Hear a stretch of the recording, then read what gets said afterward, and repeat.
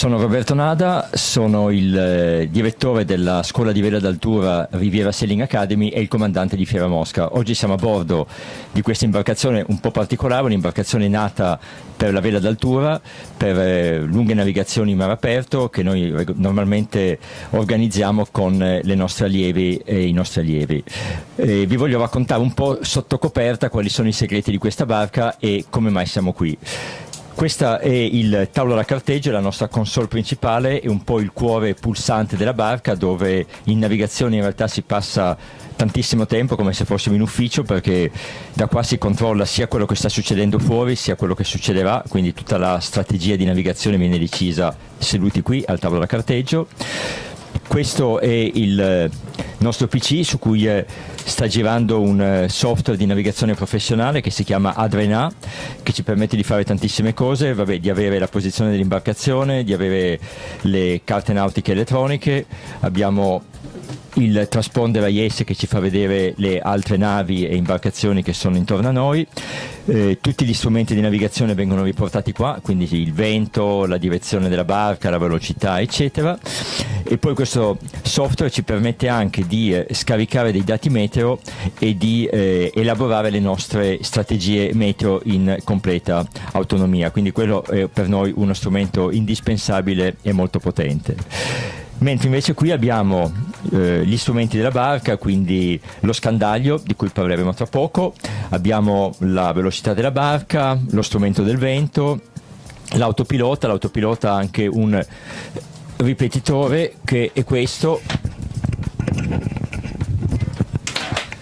Questo è un telecomando che in navigazione io mi porto sempre intorno al collo, il mio medaglione che mi permette di girare per la barca e di poter tenere sotto controllo quello che succede al timone.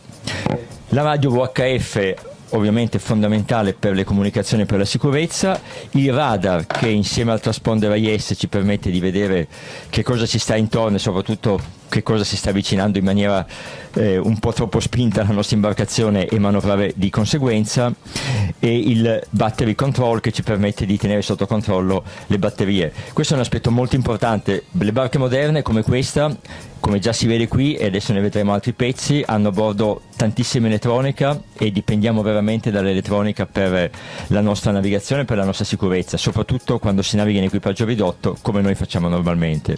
Quindi l'energia a bordo è fondamentale, è importantissimo sapere quanta energia ci rimane, come poterla ricaricare in maniera il più pulita ed ecosostenibile possibile, cosa che noi facciamo grazie ai pannelli solari e alle batterie al litio.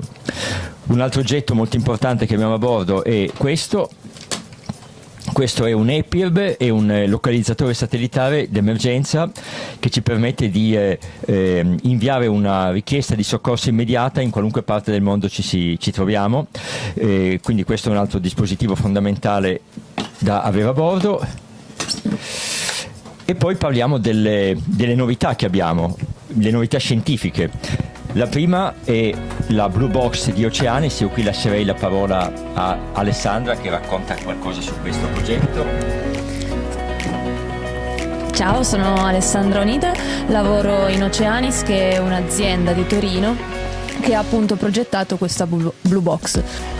Questa Blue Box nasce da figure professionali molto esperte, come ad esempio il suo presidente Giuseppe Manzella, ex presidente della Commissione Oceanografica Italiana.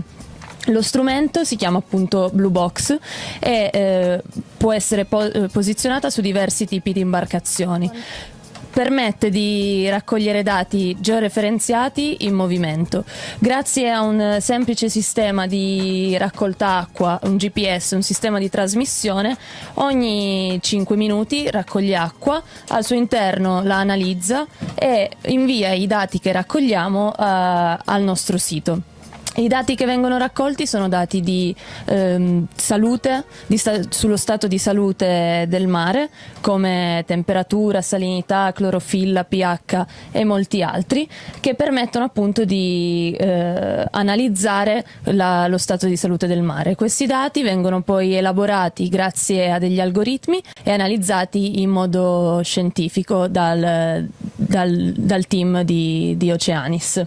La Blue Box a bordo di Riviera Sailing Academy di Fiera Mosca è partita il 29 di agosto da Genova, come si può vedere qua, ha compiuto una rotta fino a Monaco.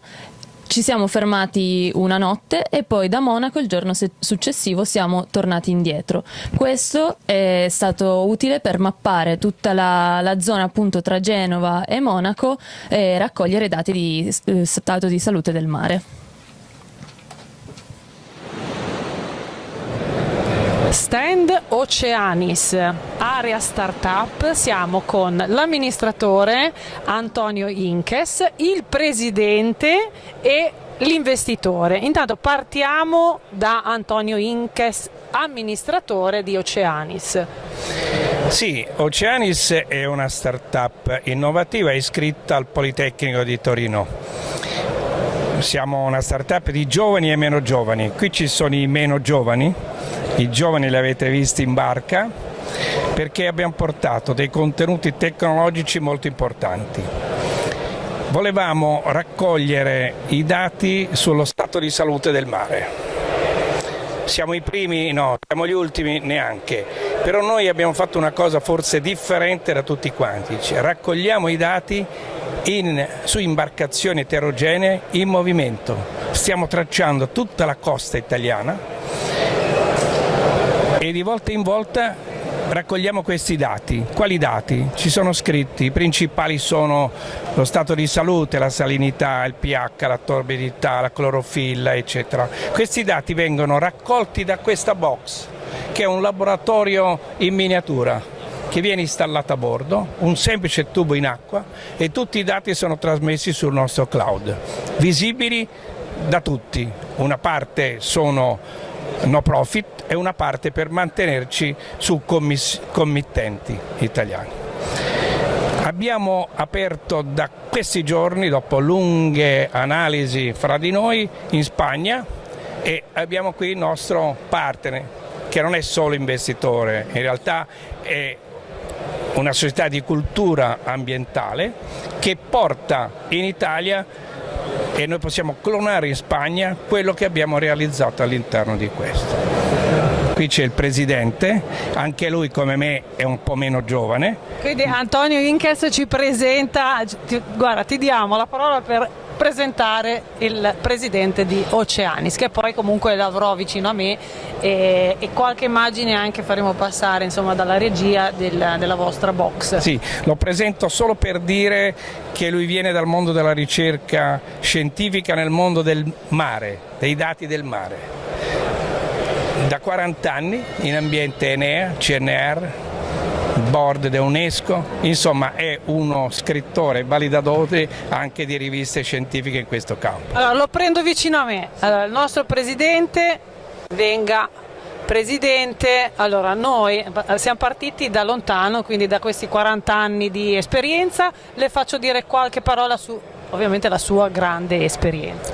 Sì, dunque diciamo che aggiungo a quello che ha già detto Antonio, che di fatto qual è la nostra intenzione? Quello di partecipare un po' ai progressi della società, quindi secondo quello che veniva chiamato il concetto di tripla elica, in cui c'erano le istituzioni di ricerca, la società e la politica.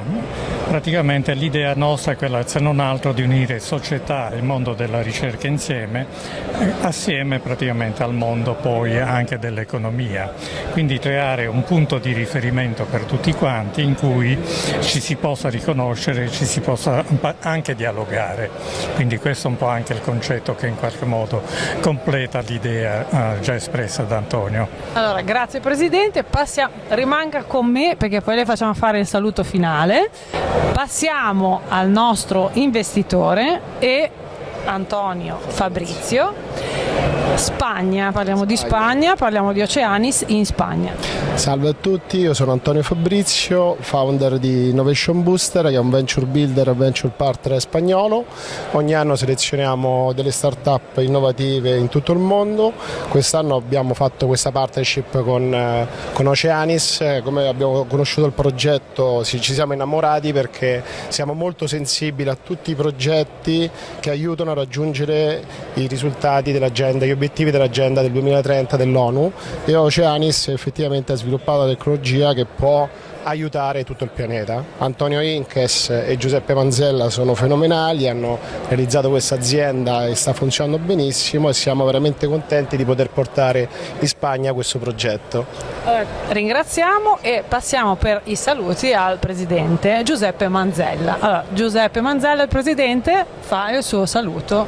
Beh sì, io volevo concludere un attimino con quello che è un po' lo slogan di quella che è l'agenda del 2030.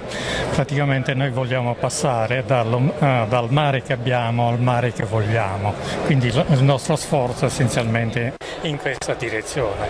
E con questo praticamente io personalmente ringrazio tutti quanti e i colleghi che stanno lavorando tantissimo e stanno realizzando tutto quello che praticamente forse avevo sognato fin da piccolo. Quindi, grazie per a il suo tutti. saluto. Grazie.